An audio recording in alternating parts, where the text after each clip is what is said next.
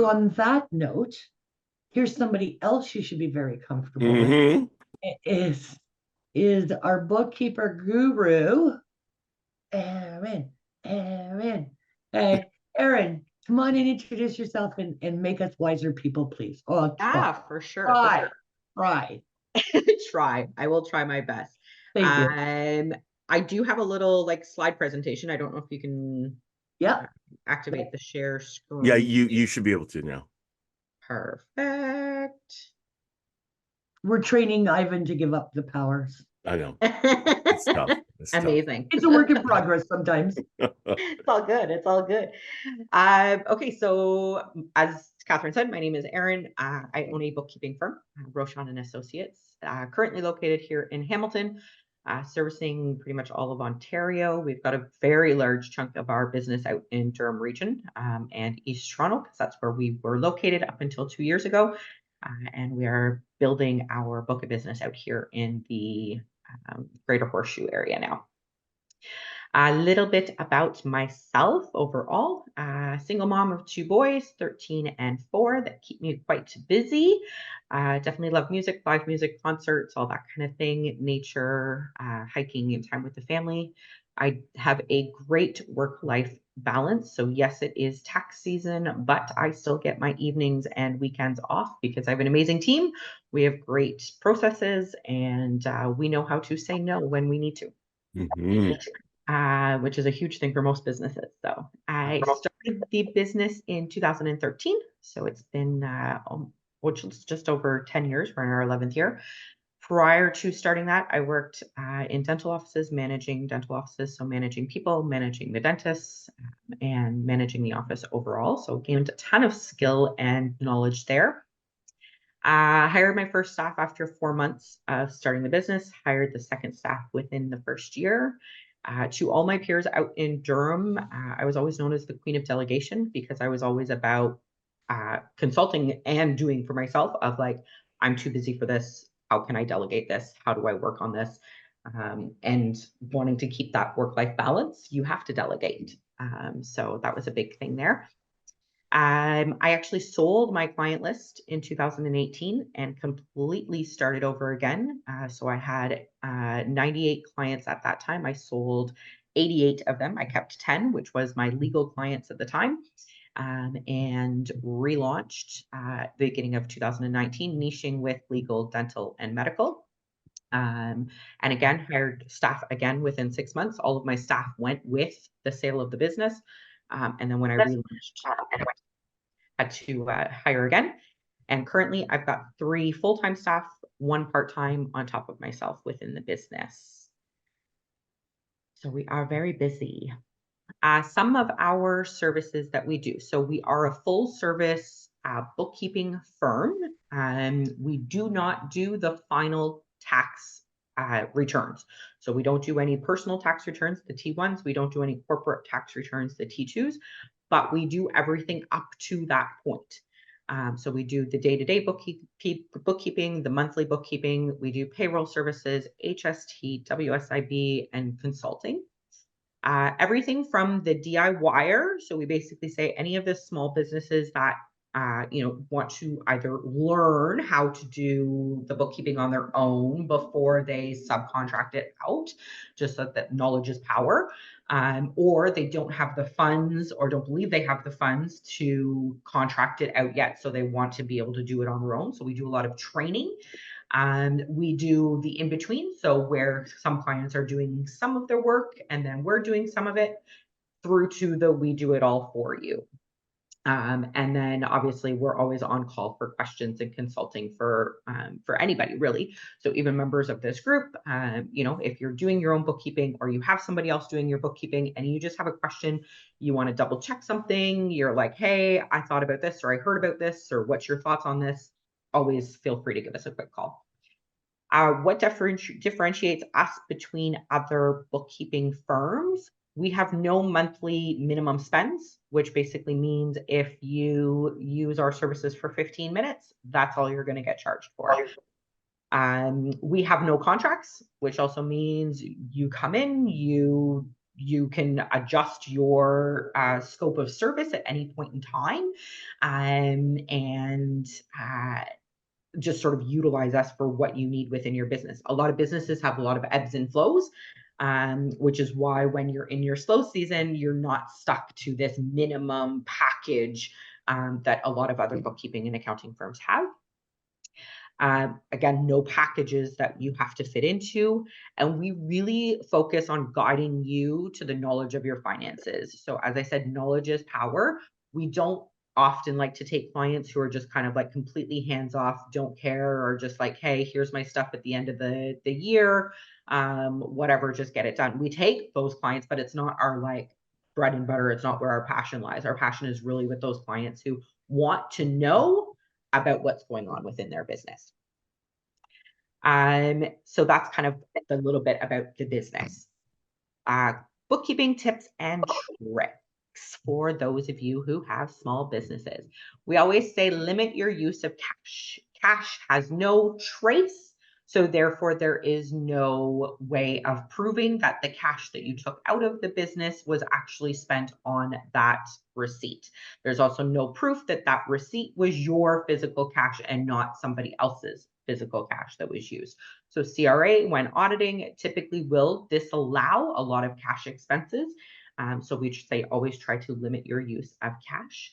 Keeping your business and your personal separate, super key. Again, keeping those lines closed with the CRA. So keeping anything business related in a business account, having business accounts versus the personal accounts, keeping them completely separate.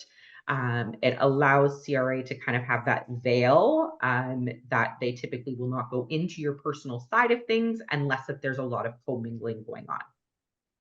Keep your receipts and your paperwork well organized. So we often recommend the little expandable file folders that you can get at Dollarama. They have some small ones that will fit in your glove box for all of your receipts that you have when you're out on the road, going to networking events, going to trade shows, all that kind of stuff. And then they have some larger ones that you can keep at home that would be like your monthly for the year. So one large expandable file for the year. Each month, so 12 divisions, has all of your receipts for that month and then your statements as well. At the end of the month, you're going to gather all of your receipts from the car, from your home office, from your personal office, wherever you've got those files, and merge them all into the one spot so that they're there for you. We always get the question of, what can I write off? Am I writing off everything? Is there anything I'm missing? So here's a very quick sort of review of monthly expenses that you can track and that you can write off. So anything for advertising and marketing with your business, website, Facebook, business cards, print marketing materials, client thank you gifts. As they were saying, Angie's basket, that's definitely a write-off for your business. Business and client meeting meals, they're generally deducted to 50%. Bank fees, interest charges on any credit cards or overdrafts, things like that. Office expenses and office supplies. So anything that you need from a paper, printer, ink, printers, pens, pencils, like all that kind of stuff. That's all obviously write off. Business insurance, if you have errors and omissions or any liability insurance, that's obviously a write off. Networking meetings, any materials you use to complete the job. Internet, phone, cell phone, those are all write-offs. Rent and property tax if you own the office building. Payroll, salaries, CRA payroll taxes, professional development courses and seminars. So if you're taking any education things that are related to your business or that can better you as a business owner, those are all deductible. Obviously, delivery, shipping, postage, and then any legal and professional fees. So bookkeeping, accounting, legal fees themselves, professional organizations. In addition to that, if you do not have a physical office that you are in, you do have the ability to write off some of your home office. So some of the space that you use within your home, which would include things like your utilities, heat, hydro, and water, your home insurance, property tax, and mortgage interest if you own. And that's all based on the square footage used of your house or the number of rooms. So there's two different ways of calculating it. Generally, a lot of people don't know the square footage of their house and then the square footage of the room that they're in. So often people just look at the number of rooms. Bathrooms do not count when your room count, and neither does the basement. So we're generally looking at kitchen, kitchen, living room, dining room, and then bedrooms. So if it's 5 rooms, so kitchen, living room, dining room, and 2 bedrooms, then you're looking at 1/5 typically of that. So then we look at the total number of, or the total amount of your heat, hydro, water, and we determine 1/5 of that, and that is what you get to write off. Common questions that we get, or that most businesses are sort of sitting there asking and questioning and all that, are incorporate or go sole proprietor route. When should I incorporate if I went the sole proprietor route? When should I register for HST? How do I pay myself? Can I hire my children? And if I am a corporation, what's the difference between dividends, payroll, and that kind of thing? How many, just by like raise of hands or whatever, are we corporate, sole proprietorship? So who here is a sole proprietor? Okay, perfect. So we're probably about 50-50 split with the corporation versus sole proprietor. So a lot of businesses actually do generally start on a sole proprietor sort of side of things, unless if it's a professional designation. So a lot of the times a professional designation, like lawyers and things like that, financial planners will generally start more on the corporate side. But a lot of us do start out as a sole proprietor. And the big question is, when do I incorporate? Should I incorporate? What's the big difference with incorporating? One of the biggest sort of things that we say very quickly and easily is essentially saying that incorporate if and when you are actually leaving money in the corporate bank account. Okay. So if you are leaving money and keeping it in the corporate bank account, then at that point in time, makes sense to start looking at incorporating. The reason why we say that's really that key point in time is because if you are a sole proprietor and you're taking all of the money out and you incorporate, you really aren't going to have much of a savings in taxes because there's no money left in the corporation to get that tax savings. So a sole proprietor gets taxed at approximately 46 to 52%. Corporate taxes are 12% for the first $500,000 in net profit. So there's a big tax savings there, but only if you're leaving those funds in the corporation. If you're not leaving them in the corporation, then there's really no huge tax savings or benefit to doing that. Often people say, well, what about, liability wise and protecting myself and things like that? There definitely is a level of that. Obviously, if you incorporate, then you kind of bring yourself out of the liability standpoint to a certain degree. But we always say it's very dependent on the type of service or business that you're running as to whether or not, again, that makes a lot of sense. The next question is generally, when should I register for HST? So obviously, if you are in an industry that is HST applicable, which isn't everybody, there are certain industries that do not have to charge HST. We typically will say if you are a business to business provider, so you're operating 2 other businesses, register for your HST right away. One, because the other businesses appreciate being charged HST because they get to use it as part of their input tax credits on their expenses.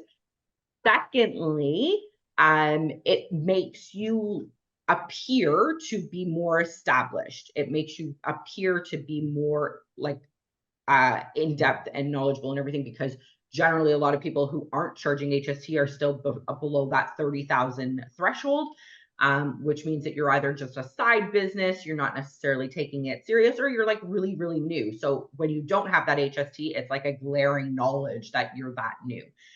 So by registering for HST right away, it makes you look a little bit more larger and more sorry, I'm losing the word. Anyway, so that's sort of what we sort of say there. If you are a business that's doing like business to personal, we always say sort of just gauge where you're planning on going with your business. Obviously, personal people, they appreciate not having to pay HST because they have no benefit to it. If you're planning on, greatly growing your business past that 30,000 per year, then it always is good to sort of register for it sooner than later, because if you have repeat clients consistently, there often ends up a lot of questions of, oh, well, last month I bought this same thing and it was this price and now it's this price, because you've now had to add HST on it. So it mitigates those uncomfortable questions sometimes if you register right away. How do I pay myself? Again, different ways depending on whether you're a sole proprietor or a corporation. As a sole proprietor, at the end of the day, it doesn't matter how, when, where, what you do with paying yourself. Your tax on the income in, the expenses out, the net difference on that is what you get taxed on. It does not matter whether you took that money out of the business or not. So if your income less your expenses leaves a balance of, say, $15,000, you're being charged, paying taxes on that $15,000, even if you only took $5,000 out of the business. Okay, so how you pay yourself as a sole proprietor, you're just taking the money if, when, where, however you kind of want to do it. As a corporation, it obviously is a little bit more restricted and has to be followed. So corporation, you have the option of paying yourself as a payroll, so on a T4, or a dividend, which is a T5. You can set yourself up with monthly payroll where it is very consistent, or you can kind of take money as you need it, and then it generally gets put in as a dividend at the end of the year when you're not paying any payroll taxes. So T4, you're paying the payroll taxes as you're taking the money. T5 as a dividend, you're personally paying the taxes at the end of the year when you do your taxes. I generally put this in just for essential productivity hacks for small businesses when we're talking about delegating and just sort of being the most productive. Have a list of priorities. Attack the worst first, which is often your bookkeeping. People just sort of put it to the back burner, put it to the back burner, put it to the back burner. And now that we're in April, they're like, oh crap, I haven't done anything for the entire year. Now I need to do it. And the stress just obviously gets to you. Learn how to delegate. Delegation is key. Stop checking emails compulsively.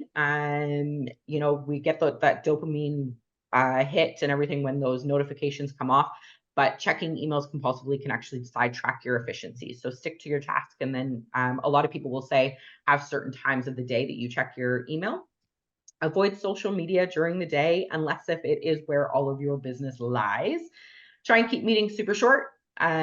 Zoom has been a great thing for that. There's no commuting back and forth, but it's taken away a little bit of the personal touch with meetings. So everybody's got a little bit of a thought on that. Go paperless whenever possible. Obviously, paperless, less things to be shuffling and losing and everything else like that. Get up and move. Don't just sit around, sit at your desk all day. Get up and move. It allows you to be more productive, more effective, keeps the brain going. Try not to multitask too much, because again, the efficiency levels just go down. And don't be afraid to let it go to voicemail. Can I ask you a question? Yeah. With the paperless, Yes. I know there are some apps that you can take pictures of your receipts. Yes. If I were just to take a photo of my receipt and put it in a file like April of Absolutely. Is that legal? Yes, 100%. The only thing I always say is that if you're going to do it, just make sure that you don't just save it with the file name that the camera or the scanner produces. Right. Rename it so that you know what it is. But 100%, it's a great idea to do. Same thing with like any of your email receipts, like, you get your receipt for your G Suite or Adobe or whatever else like that. You don't have to print them, just save them into a file, like on your desktop, in your storage, your online storage or whatever. But yes, 100%. And it's actually is a good practice to do, is to save your receipts like that, because there's no risk of the ink rubbing off. Right? Which often happens. Yeah. Exactly. Right. So yes, 100%. If you want to take the time, we don't use a lot of the apps within our business, but we do have a lot of clients that do that. They just snap the pictures and then they just have their online folder that they do. Yeah, well, personally, for one thing I do, I just take pictures. I thought, geez, I should find out if that's going to be legal. But Yes. for my bookkeeper, she has a program that Yeah. she posts it because it automatically connects and Yes. Yeah. She's probably using Dext or Receipt yeah, Bank or yeah, yeah. exactly. Yeah. Awesome. Any questions from anybody? Mm. Can't hear you, Linz. Hear me better now? Yeah. Yes. Speaker. Okay. I have a husband who is, I think, a little too generous when it comes to scanning and like bookkeeping and stuff like that. He's in construction, so I feel like sometimes he gets bogged up in the like I don't know what is considered personal, what is considered business, considering he has to buy like a lot of like product and equipment and obviously his gas for his truck. Yep. I feel like he got bad advice from a bookkeeper because his original bookkeeper was like, you are not like, he was like, you can't do this, this, this, this, and this. And now my husband is like afraid to do anything at this point. But we have a new accountant and the accountant's like, no, like do all of these things. Like we don't do the office expense, like you mentioned, like the square footage. Yeah. I'm sitting at a desk with a computer chair right now. Yes. So here's another thing. I don't know if he should like talk to someone like you and be like, this is what you should be bookkeeping and expensing all day long. Cause I feel like he's not getting enough back. Also, Yeah, for sure.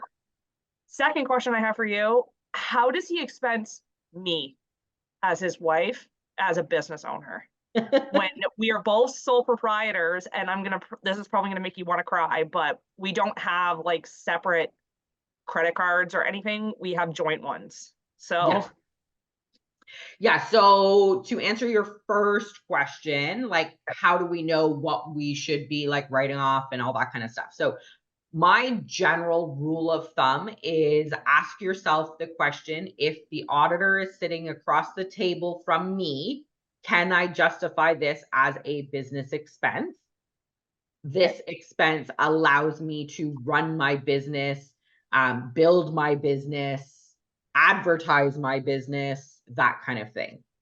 There are obviously limitations, and there are things that are like that red flag limitation to certain categories. There's also highly audited tax lines, right? So one of the big things that CRA is auditing right now is professional fees and auto.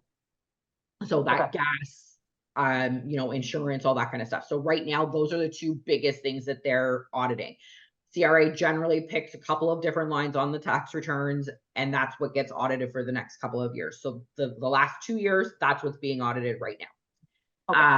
So if you have a good bookkeeper, if you have a good accountant, they will be looking at some of those line items that are like, this is too high for your income.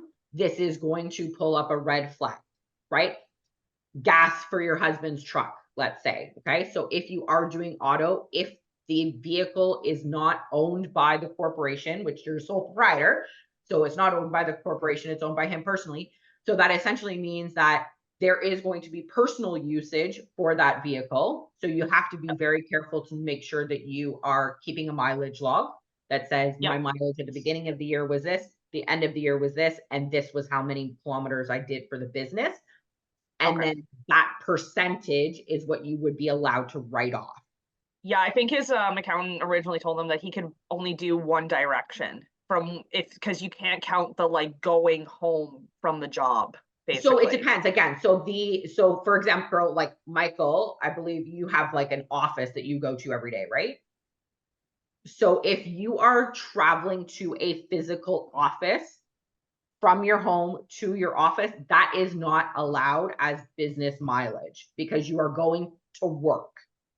Okay. So think of it as when you are an employee of a business before you started your own business. When you drove to work, you couldn't say to your manager, here's my gas receipts, you're paying my gas.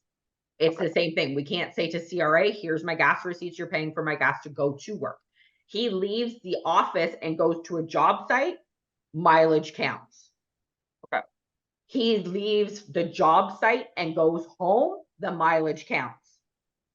Okay. He leaves the job site, goes to the office, then goes home, the mileage back to the office counts, but not back to home. Okay. Good to know. Okay. So that's kind of how that works. If he's leaving the job site and he's going somewhere else, then again, he's going to like Home Depot or to Lowe's or to the scrapyard or whatever. Like that is all mileage that counts. Okay. Okay. As for your credit card situation, I highly recommend, although they might be joint cards, again, as a sole proprietor, you don't have to have cards in the business name.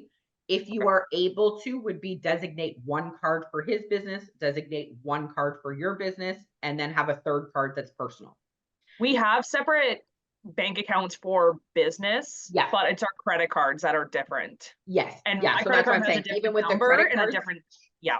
if you can designate, because again, it just keeps things simple, and especially from a bookkeeping perspective, because then you can look at your card that's designated for you and know that everything that's on that card is for your business.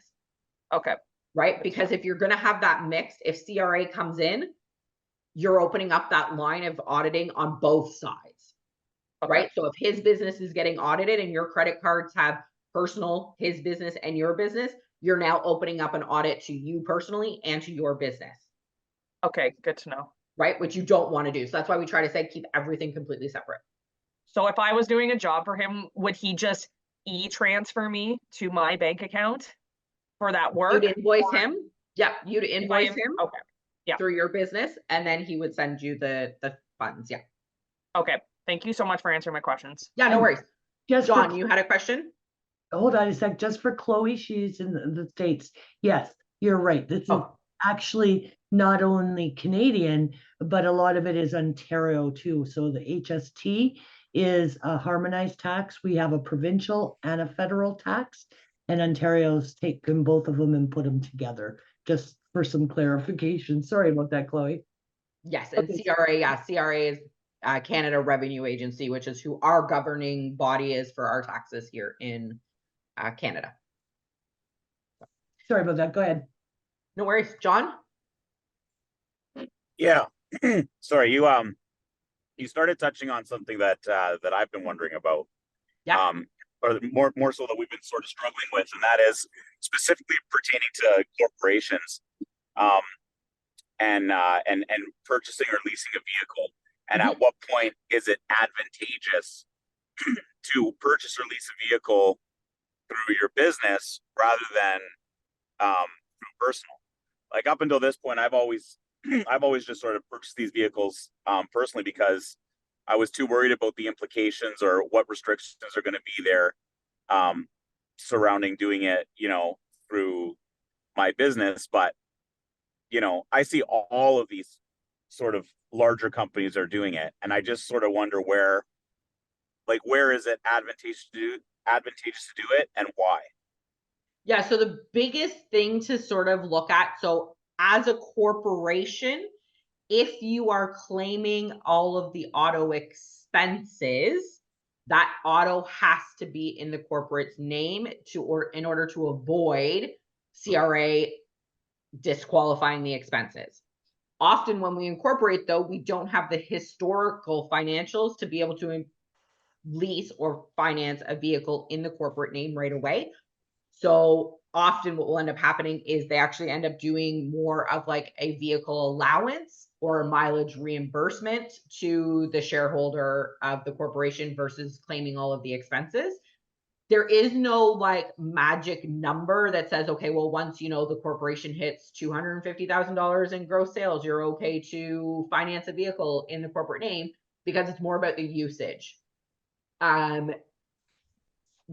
Vehicles that are like construction is obviously one of those ones where like you go out and you buy an F-250 for your construction corporation.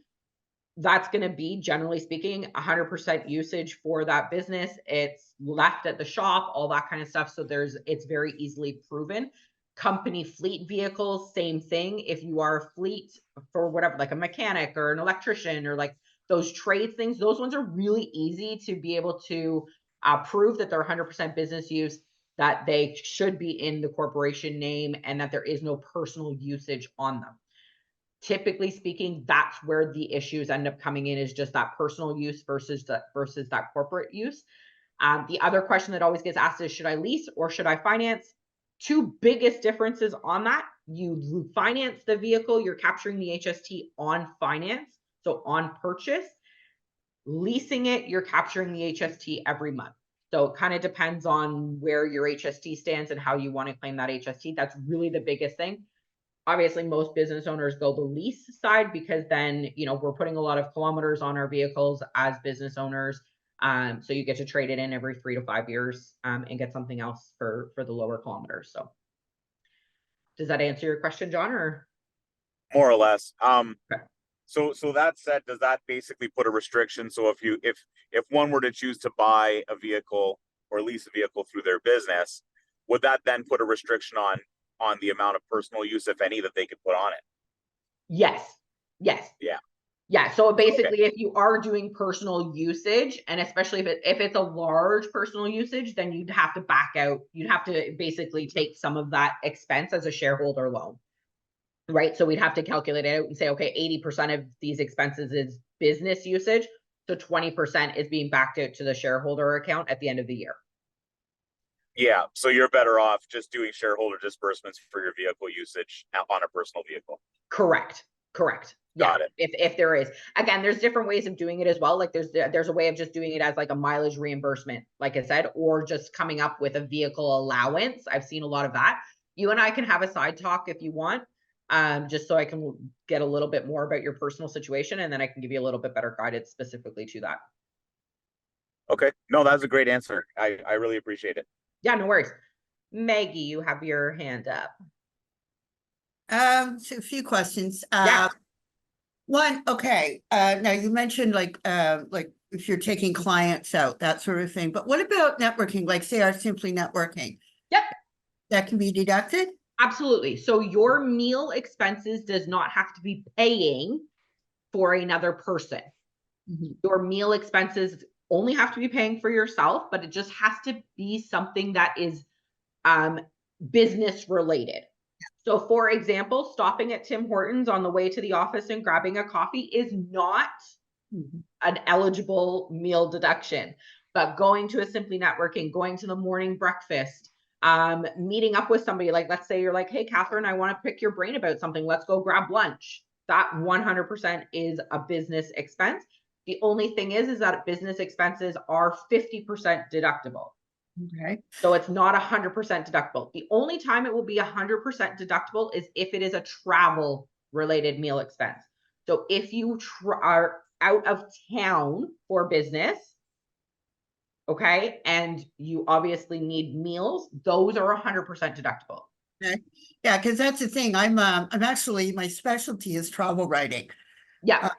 So for me, yeah, if I'm on the road now.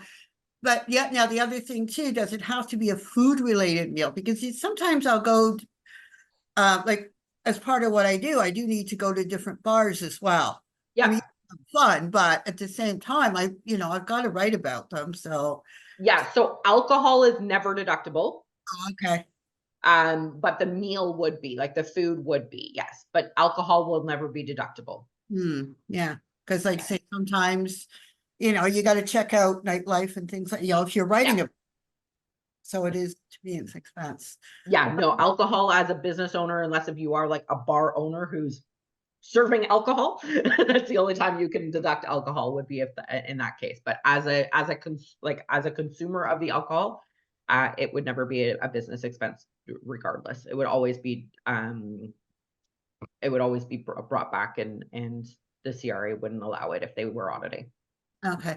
The other question I have, and this has to do with the paying yourself type thing. Yep. I mean, sole proprietor, although my business is registered. Yep. But proprietor, I don't make a lot, but I do have a separate, like a trust fund. Now, if I were to take that money, dump it onto my business account and then pay myself, can that be done? Yep. Because like the main reason is like right now I can't get a loan. I want to go to these paid, and nobody considers my trust fund money income, which it is. Yeah. Source. So I'm wondering if that's even legal to do. If I pay myself for a few weeks So Yeah. maybe you Yeah, should, so as a sole proprietor, you're being taxed on the net income of the business. It doesn't matter how much you pay yourself Okay. in terms of like how much money you take out. As a sole proprietor, you're literally being taxed on income less any expenses that you're writing off. The difference between those two things, that's what you're being taxed on. So if that's $3,000, $10,000, $50,000, $150,000, that's what you're being taxed on, regardless of what you have physically taken out of the bank to pay yourself or transfer to yourself. Okay. Okay. well, that's awesome. And again, Maggie, check and see if you can get that free, 15 minutes or 20 minutes to say, hey, can I do this and see if Absolutely. it's appropriate. I didn't know how to Erin, do that oh, because- we're almost out of time here, hun bun. Oh, Frida, yeah, go ahead. I just had one quick comment or question. Yeah. As far as the